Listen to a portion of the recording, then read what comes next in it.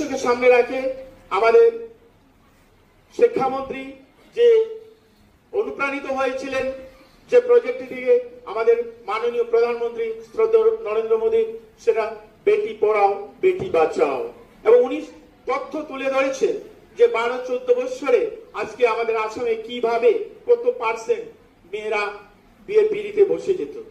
কিন্তু এখন সংবিধানে আগেও আইন ছিল, এখনো আছে, ভবিষ্যতে থাকবে, কিন্তু সেটা ইমপ্লিমেন্ট কোথায়? আমাদের মাননীয় মুখ্যমন্ত্রীর বলিষ্ঠ পদক্ষেপে সেটা আজ বাস্তবে রূপদান হয়েছে। যারা পড়াশোনা ছেড়ে দিয়ে আর্থিক অসুবিধার কারণে ওদের জন্য তিনি সাহায্যের হাত বাড়িয়েছেন, সেটা হায়ার সেকেন্ডারি স্তর থেকে ধরে একেবারে মাস্টার্স ডিগ্রি বিএড পর্যন্ত। এবং সেই সুযোগটা যাতে প্রথমতই ওরা বিয়ে পিড়িতে না বসে, ওদের যে নির্দিষ্ট সময় 18 বছর অবধি, সেটার দিকে লক্ষ্য রেখে উনি বলেছেন ডিগ্রি পর্যন্ত তারাই সুবিধা পাবে যারা বিয়ে করবে না।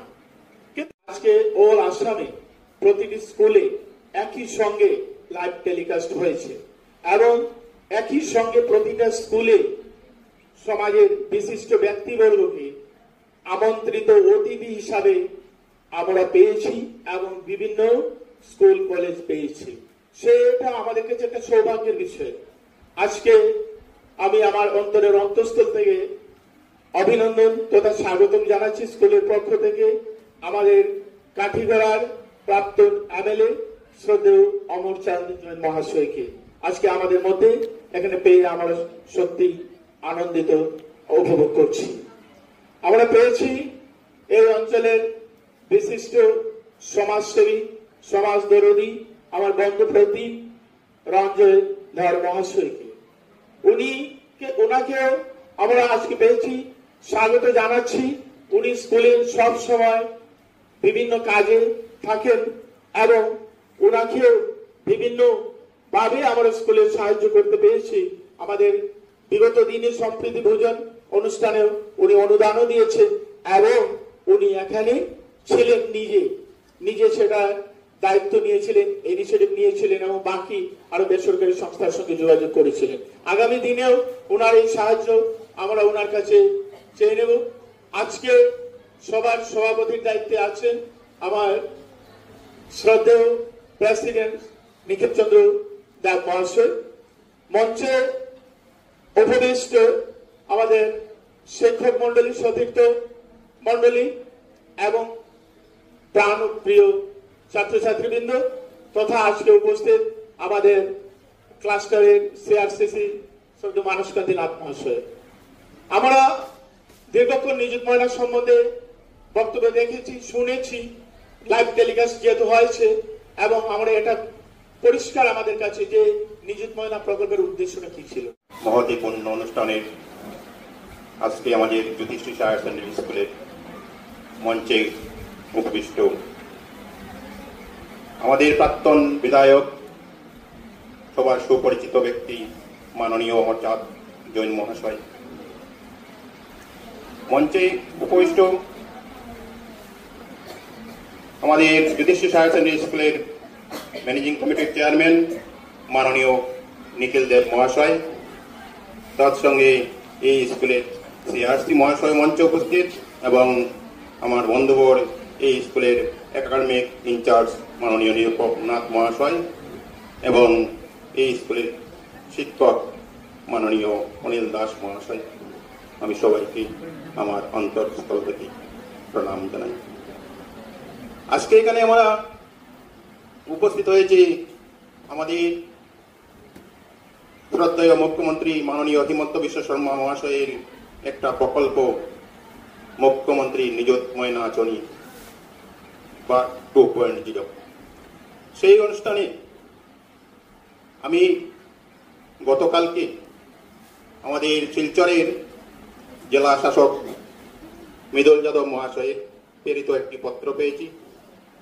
যেহেতু এই স্কুলের আমি স্টুডেন্ট, এই স্কুলের ছাত্র, এই স্কুলে পড়াশোনা করেছি, আমি বিভিন্ন সময় স্কুলে আসি, কিন্তু আজকে যখন ডিসি মহাশয়ের কাছ থেকে এই পত্র পেয়েছি তখন আমি আমার নিজেকেও ধন্য মনে করেছি।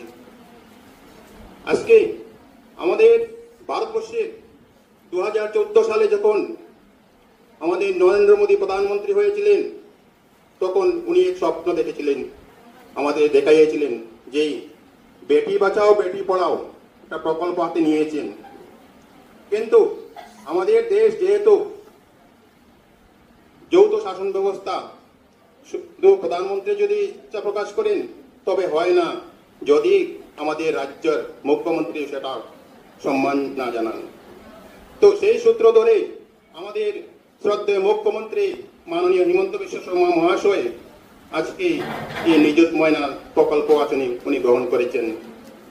আমরা অল্পক্ষণ আগে যখন এই একটা রুমে বসেছিলাম, উনি যেভাবে একদম সাবলীলভাবে আমাদেরকে বুঝিয়েছেন বা ছাত্রদেরকে বুঝিয়েছেন, আমি আমার অন্তঃস্থল থেকে ওনাকে অশেষ ধন্যবাদ জানাই। নিজের পাবলিক প্রতিষ্ঠান, তাই পাবলিককে এখানে এই স্কুলের সাথে যুক্ত করার জন্য। তাই উনি বলেছেন যদি আমরা এই স্কুলকে কিছু দিয়ে যেতে পারি। সে বিষয়ে আমি বলবো যে আমরা কোনো জনপ্রতিনিধি নেই, আমাদের কোনো ফান্ড নাই, কিন্তু যেহেতু আমরা ব্যবসায়ী, আমাদের পরিবার আছে, তাই আমাদের ব্যক্তিগত একটা অ্যাকাউন্টও আছে। এবং আমি আজকে ঘোষণা করছি এই ব্যক্তিগত অ্যাকাউন্ট থেকে এই স্কুলের জন্য, এবং স্কুলটা আমারই, এই আমার স্কুলের জন্য আমি আমার একাডেমিক ইনচার্জ মাননীয় নিরুপম নাথ মহাশয়কে 10,000 টাকা ডোনেট করব। ধন্যবাদ।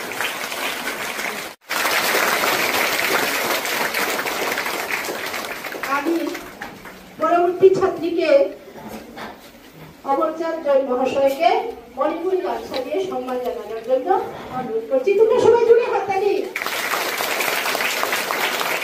এবারে আমি অন্য এক ছাত্রীকে আমন্ত্রণ জানাচ্ছি, আমাদের প্রেসিডেন্ট এসএমডিসি নিখিল চন্দ্র দেব মহাশয়কে ফুলাম গামছা, এবং আরেকজন ছাত্রীকে অনুরোধ করছি সঙ্গে এই মণিপুরি গামছা দিয়ে সম্মান প্রদর্শন করার জন্য।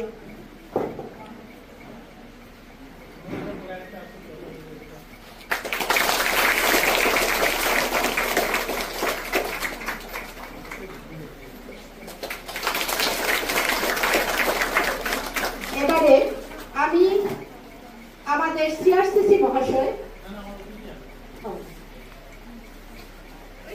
এবারে আমি এই এলাকার বিশিষ্ট ব্যবসায়ী তথা স্কুল দরদি এবং আজকের দিনের সরকারিভাবে বিশেষ অতিথি রণজয় ধর মহাশয়কে ফুলাম গামছা এবং মণিপুরি গামছা দিয়ে অভ্যর্থনা জানানোর জন্য দুজন ছাত্রীকে অনুরোধ করছি।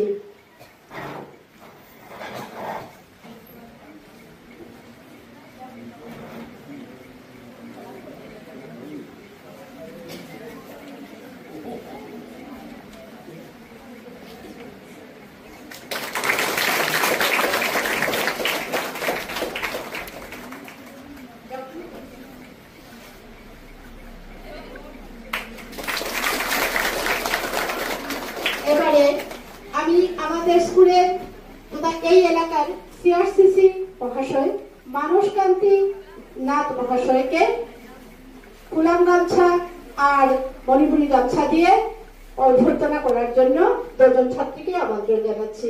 মানসকান্তি স্যার, আপনি একটু দাঁড়িয়ে আমাদের এই অভ্যর্থনাটা গ্রহণ করুন। এই একটা বৃহৎ এলাকার দায়িত্ব থাকা সত্ত্বেও সব সময় সুখে দুঃখে এই স্কুলদের দরদি হয়ে এই স্কুলের কাজ তোলার জন্য যিনি এত চেষ্টা করেন, সেই মানুষটাকে কি বলবো, ওনার কোনো জবাব নেই। আপনি ভালো থাকুন, প্রতিষ্ঠান ভালো থাকবে আপনার জন্য। ধন্যবাদ সবাইকে। এবারে আমরা মূল অনুষ্ঠানে ফিরে যাব। এই প্রকল্পটা আমাদের সম্মানীয় মুখ্যমন্ত্রী যে উদ্যোগ, এই প্রকল্প নিয়ে যেটা একটুখানি আগে আমরা সবাই দেখেছি শুনেছি, তো যারা হায়ার সেকেন্ডারি পড়ছে মেট্রিক পাস করে তাদের জন্য 1,000 টাকা করে 10 মার্ক দেওয়া হয়। যারা ডিগ্রিতে পড়ে তাদের 1250 টাকা। যারা পোস্ট গ্রাজুয়েট করছে তাদের জন্য 2500 টাকা। এই প্রকল্পের পিছনে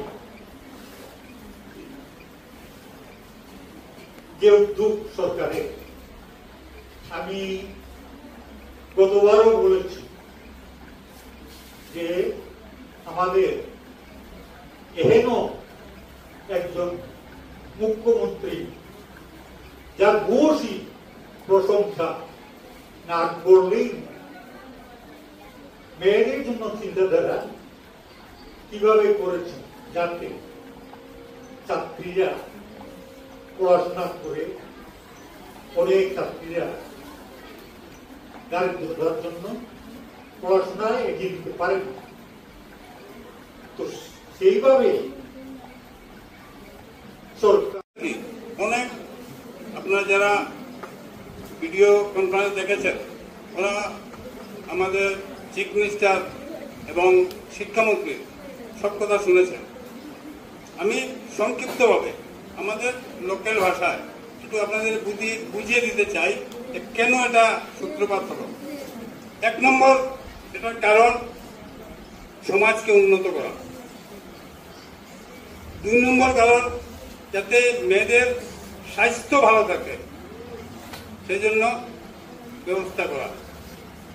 3 নম্বর কারণ, অনেক অসময়ে মেয়েদের বিবাহ হয়, বিবাহ হওয়ার পর অনেক 50% উপর পরিবারের ঝগড়া রেখে মেয়েকে ঘর থেকে বের করে দেয়। মেয়ের দ্বিতীয় থাকে। এই 4টা বিশেষ, এই 4টা কারণের জন্য এই নিযুক্ত ময়না দেওয়া হয়েছে। প্রথম কারণ যেটা আমি বলেছি যে মেয়েদের স্বাস্থ্যের জন্য। শাস্ত্রে আছে, হিন্দিতে একটা শ্লোক আছে, পেলা সুখ নিরোগী কায়া। মানুষের জীবনের প্রথম সুখ যার স্বাস্থ্যে কোনো, শরীরে কোনো অসুখ বিসুখ নেই, সে সবচেয়ে বড় সুখী। যদি আমাদের অসময়ে বিয়ে হয়, মানুষ অসুস্থ হয় বেশি, সেজন্য এইটার ব্যবস্থা। 2 নম্বর, যদি একটা সমাজ ভালো হতে হয় তার মেয়েরা শিক্ষিত হতে হবে। মনে করেন একটা মেয়ে 8 পাস, সে তার বাচ্চাটাকে ইংলিশ মিডিয়ামে বাচ্চা পড়ায়, বাচ্চারা কি করছে যদি ওর মা বুঝতে না পারে, কিন্তু ওই ভাষার বাচ্চারা বা ওই ভাষার মানুষ কিন্তু শিক্ষিত হবে না। যারা পুরুষ, এরা তো পেটের তাগিদে ঘর থেকে বেরিয়ে যেতে লাগে, কিন্তু যারা মেয়েরা, তারা যদি বাচ্চাকে সুন্দর মতো না পড়াতে পারে, তার বাচ্চারা কি করছে যদি সে নিজে না বুঝে, সেই বাচ্চাটা মানুষ হবে না। সেই জন্য মেয়েদের শিক্ষিত হওয়া বিশেষ প্রয়োজন।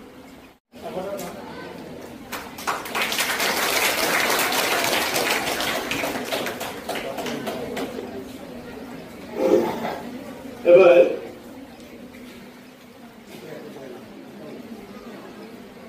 রত্নশ্রী আচার্যী হাতে চেয়ার তুলে নেবেন।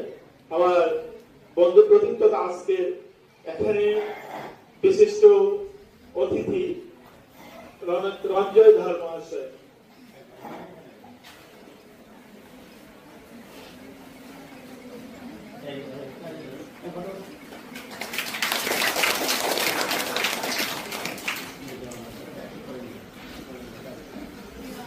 সম্মানিত প্রাক্তন বিধায়ক এবং এই অঞ্চলের বিশিষ্ট সমাজকর্মী, এই স্কুলের প্রেসিডেন্ট, আমার শ্রদ্ধার প্রত্যেক শিক্ষক এবং আমার স্নেহের ছাত্রছাত্রী, আজকের এই অনুষ্ঠানের উদ্দেশ্য এবং এই নিযুত ময়না প্রকল্পের উদ্দেশ্য সম্বন্ধে আলোচনা হয়ে গেছে। আমি শুধু বলবো যে সরকার প্রি প্রাইমারি থেকে, ক শ্রেণী থেকে পোস্ট গ্রাজুয়েশন পর্যন্ত প্রত্যেকটা বাচ্চার জন্য যাতে শিক্ষা সম্পূর্ণ করতে পারে অনবরত চেষ্টা করে যাচ্ছে, from pre primary to post graduation.